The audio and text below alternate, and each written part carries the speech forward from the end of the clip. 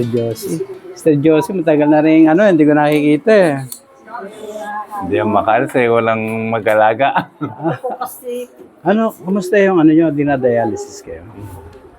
Ilang beses yung dialysis nyo? 3 araw ho, tuwing sa linggo.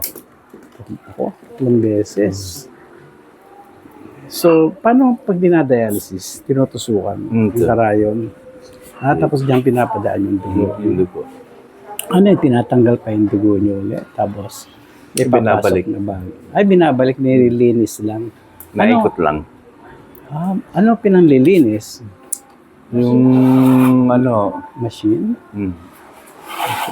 Anong hospital po kayo dialysis? Diyan sa center lang. Center. Oo. Mabuti naman, At, ilang taon na po ba kaya? 57 po. Bata. May edad pa pala ako sa inyo. Anyway, mabuti naman ang Panginoon sa atin, Kahit gano'n. Meron akong kaibigan din, babae siya. Dinadialysis siya. Matagal siyang dialysis. Inabot siya ng 15 years na dinadialysis. Kaya na-extend pa yung buhay niya. Pero kamamatay lang niya. Pero matagal ho siya dinadialysis. Almost 16 years yata. Hindi ako nagkakamali. Matagal din. Ilan taon ako dinadialysis? 2 taon pa lang. Tagal pa. Tiyaga-tiyaga lang. Andiyan kayo sa loob, mainit dyan, So, Josie, halika rito. Oo. Papasok lang po niya. Alam ko, meron kayong isang apo na dumadalo. Hindi po, mano po yun. Madami po yun Si JC, si Joshua, si Jeya, Jello, si Jazz. Halos po lahat. Ganito po Ito? Hindi po, yun dyan po silang lahat. Yun, oo nga. Ganito po yun, pag nagdadialysis siya. Yan po, ganyan. Labas-pasok po dyan ang dugo. May machine nga. Opo, machine po. Tapos kayo ito. Siya po yan. Balot na balot kayo, Maginaw po niya, gawa ng Naka-aircon. 3 aircon. Kasi kailangan ganun talaga dahil sa ginagawa sa inyo. Mabuti mo yung clinic dyan na nagdadialysis na hindi na kayo lumalayo. Kasi yung iba, mga sa hospital pa. Meron mo akong kasamahang pastor dati. Pero yun nga, dinadialysis din siya sa heart center. Pero ngayon yata parang sa clinic na lang din siya. Pero nadalas na rin yung dialysis niya. Kami po dati dito sa Pamikli Clinic. Kaso mo, noon po may bayad. Mabuti po kami, nagkaroon kami dito sa may CDC ng clinic na naglibre po. Gawa ng PhilHealth naman. Gawa ng PhilHealth. Pero kung wala naman kami yung PhilHealth, bawat sala niya, 6,300 ang babayaran. So may PhilHealth kayo? Opo, siya po. Kaya wala po kami binabayaran. Di salamat sa Panginoon. May mga ganong Merong ganon tayong mga programa. Kasi kawawa naman yung mga talagang di ba? Yung walang pambayad. Gastos. Yung gamot nyo pa, may maintenance kayo. Ano pa yung mga maintenance niya? Halos, lang po. Ilan ang gamot niya? Bali, 4 na lang. Dati, 11 isa. Si Villamer. Si Villamer. Talo ko kayo, nung ako magkasakit, 15 yun. 15, tapos yung isang tabletas doon, 800 ang isa. Araw-araw, buti na lang hinahati. Di 400 na lang. Pero ganun pa man, nakalaya ako sa karamdaman na yun. Dati payat na rin ako. Mayat na ako, bagsak na yung katawan ko. Pero dahil sa kabutihan ng Diyos, yung loob niya, nabuhayin pa ako kasi hindi pa raw tapos yung ministry ko. Marami pa ako kayong mission. Marami pang mission. Purihin ng Diyos. Okay, so naka-vlog po tayo, So salamat sa Panginoon. Sana minsan bumalik kayo sa church. Magkaroon tayo mga kalalakihan ng men's. Malapit lang naman di ba? Yung tropa dito, hindi na rin bumalik. Hindi bumalik. Hindi na bumalik yung iba Pero na-vlog ko rin si brother yung nagpipintor, yung pintor. Si Mando, si brother Mando. Na-vlog namin siya, napasyalan ko siya. Matagal na rin. Kaya lang, hindi na kami nagkita mula nun. Kaya salamat sa Panginoon. At ito po yan, sarili niyong bahay. Yung lupa, di ba, award na sa atin to. Award.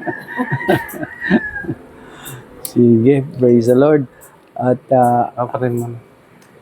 Patay muna. Hindi, wala naman sa inyo. Ha? bayan nyo lang. Para meron tayong natatanaw-tanaw. Ayun, nakakita Taba niyo. nga ako kayo ngayon. Ah, Ang trabaho nyo ngayon. Nagkalaman na si Pastor. Oo, salamat sa Lord. Oo nga. At kasi kailangan kumain. Pag di ka kumain, nako, manghihina. Sa dami rin ang activity natin sa church ngayon. At marami tayong kabataan. Salamat sa Panginoon.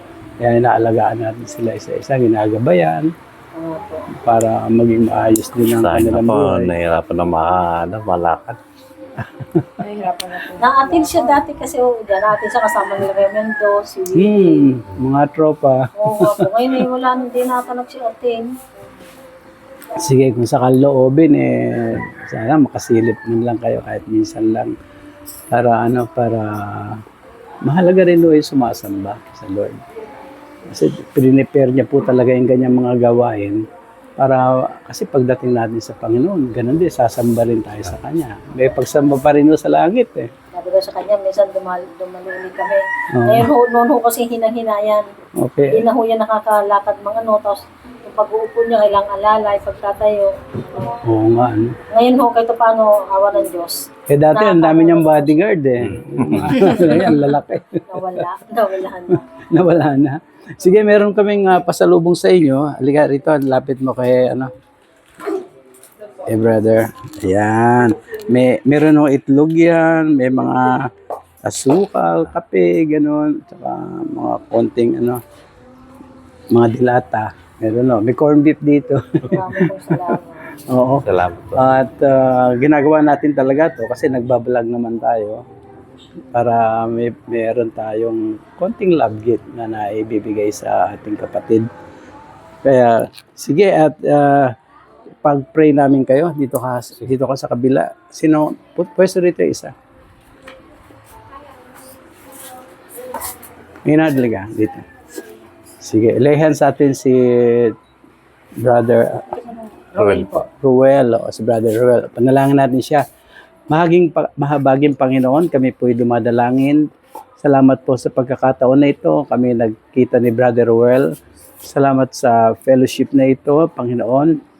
Sapagkat ito po'y isang kagalakan din naman sa aming puso na makita paminsan-minsan. Lord, siya po ay may karamdaman, hindi naliligid sa inyo, sa inyong kalaman ng kanyang karamdaman. At ngayon po'y andito kami, andito ang inyong mga anak, andito ang mga kabataan na kasama ko, Panginoon, sa kanya'y dumadalangin at humihingi ng habag sa inyo, Panginoon. Patuloy mo pong pahabain ang buhay ni Brother Ruel at loobin mo, Panginoon, na sa bawat pagdadialysis sa kanya, ito po'y nakapagbibigay ng lubusang kalakasan sa kanyang katawan. Dalangin ko rin, Sister Josie, ang kanyang may bahay, ang kanyang mga anak, mga apo, Panginoon. Dalangin ko ang pag-iingat at pagpapala niyo sa pamilyang ito ni Brother Ruel.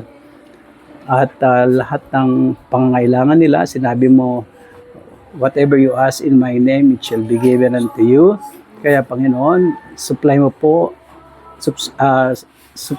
ang lahat ng pangangailangan nila sa kabuhayan, sa pananalapi, at maging sa kaginhawahan sa buhay, Panginoon. Higit sa lahat yung kapayapaan niyo, Panginoon, niyo pong iali sa buhay nila. Sila po ay nananalig sa inyo at nagtitiwala na kayo ang Panginoon na isinugo ng Diyos upang ang sanlibutan ay magkaroon ng kapatawaran at kaligtasan at magkaroon ng buhay na walang hanggan. Salamat, Panginoon, sa biyayang iyan at pinagkaloob mo sa amin. Salamat po at naangkin na po namin, nananalig kami na si Brother Ruel ay pinagpala mo sa oras na ito at sa mga darating pa mga araw. Sa pangalan po ng aming Panginoong Jesucristo, tayong lahat ay magsabi ng Amen. Amen. Yun. God bless. Ayan, pasensya na kayo dyan ha. Konti lang naman yan. Wala pa, Merry Pastor. Christmas pa yan. Matagal na kasi ito. Kunin ko lang po. Matagal na itong plano ko. Kaya hindi ko lang nadadala dahil nag-abala-abala kami sa church. Yan. May pupuntahan kami sa rito. Isang brother, si Brother Rodrigo. Malayo po kayo ng Diyos. Okay? Salamat po. Sige po. Salamat Sige pa tayo. Pagka gusto yung fellowship, patawag niyo ako. Magkatawag rito. Sige. Thank you po.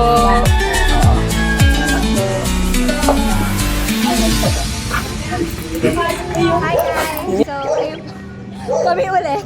At kami ang lagi makikita kapag Shout out. Okay, shoutout po kay Hope and sa family niya. Shoutout din po kay Rainier. Ano nga ulit yung ano mo? Sa page mo?